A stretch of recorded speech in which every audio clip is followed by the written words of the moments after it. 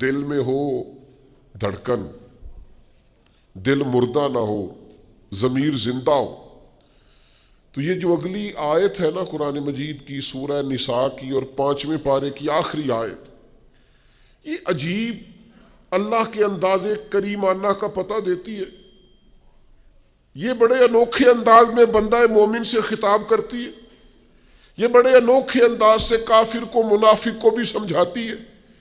یہ کس طرح کھول کر ایک نیا رنگ قرآن مجید اپنے پڑھنے، سننے، سمجھنے والوں کے دلوں میں پیدا کرتا ہے۔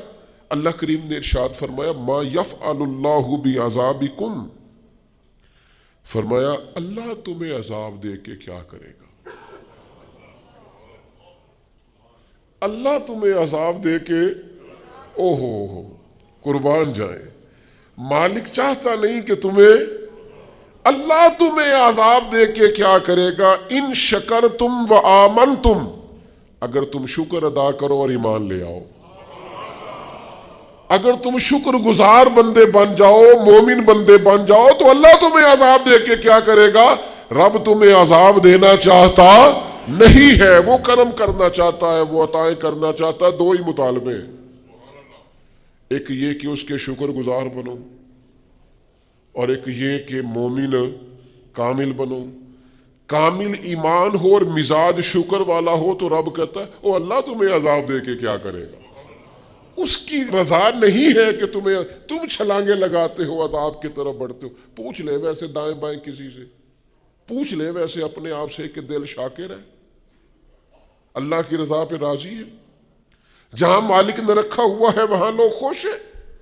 ہمارے مزاجوں سے تو حال میں مزید کی طلب ہی نہیں جاتی، یہ کوئی نہیں، وہ کوئی نہیں، یہاں پریشانی، وہاں دکھ، یہاں آزمائش، ہر وقت کے شکوے، ہر وقت کی پریشانیاں، ہر وقت کی آزمائشیں ہم نے اوڑھ رکھی ہیں۔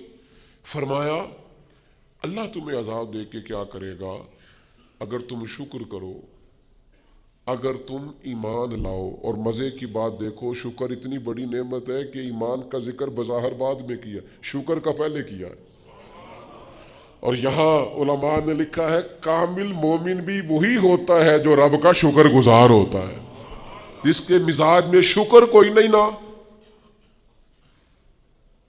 اس کو ایمان کی وہ خاص لذت بھی نصیب نہیں ہوتی۔ اور آگے پتہ کیا ارشاد فرما، وہ تمہیں عذاب دے کے کیا کرے گا اگر تم شکر کرو اور ایمان لے آؤ۔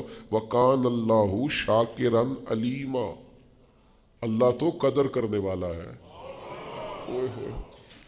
اللہ تو قدردان ہے، اللہ تعالیٰ تو صلہ دینے والا ہے، اور علیمہ وہ جاننے والا ہے تمہارے دلوں میں کیا ہے۔